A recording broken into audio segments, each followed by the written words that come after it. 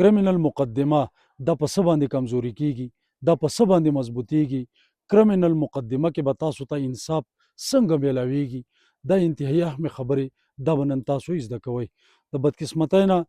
چې څنګه کرایم وشي، د مرګ یا د جوبلې یا د غلا یا د هر څیز، نو فورن اف آی آر درج کول دا په کریمینل کیس کې د ټولو نه اهمه خبره ده. په اف آی آر درج کېدو کې بالکل اډو ټایم تېرول نه، او کو تاسو پکې هر څومره لیټوالی کوئ نو دا کریمینل کیس ختموي. البته که څه د وجه باندې تاسو لیټ کېږئ نو هغه وجه به بیا تاسو په اف آی آر کې بیانوئ چې په دې وجه باندې په اصلي کې زما اف آی آر لیټ شو. او بل اهمه خبره د کریمینل کیس لپاره د هغې کرایم سین جای وقوع په کوم ځای کې چې په اصلي کې کرایم شوي، فرض کا په کوم ځای کې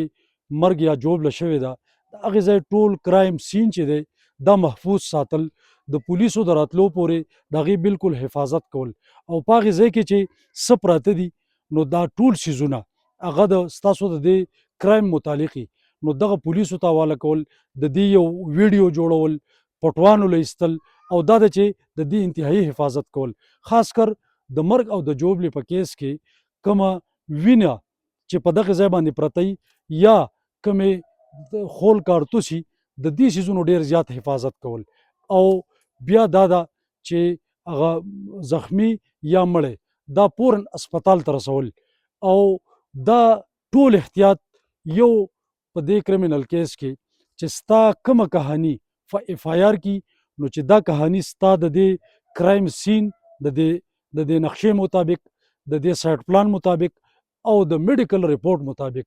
که چېرې ستا په اف آی آر کې دوه ګواهاني دلته په کرایم سین یا په موقع باندې 3 او 4 منشن شي، یا فرض که تا د 2 د 3 یا د 5 ډزو دعوه کړي او د هغې نه خول کارتوس کم یا زیات برآمد شي، د دې څیزونو خیال ساتل. کو ستا په میډیکل ریپورټ کې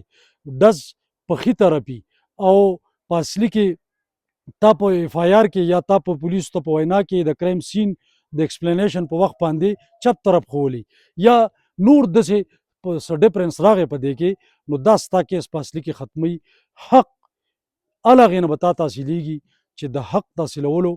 ټول کوشش ته وکړې. او زما درخواست دا دی چې تاسو دا خبرې د نور خلکو سره هم شیر کوئ، دې مظلوم ته به په دې باندې خپل حق میلاویږي او زموږ د ټولو به په دې کې ډېر خیر. او په اخره کې یو خبره بله دا کوم چې ستاسو په کومه مسله باندې ویډیو کول غواړئ تاسو په کمنټس کې ووایئ، ما ته به هم اسانتیا وي، او ستاسو هم چې کومه مسلې نو زه به کوشش دا کوم چې دا زه په ویډیو کې بیان کړم. وما علینا الا البلاغ.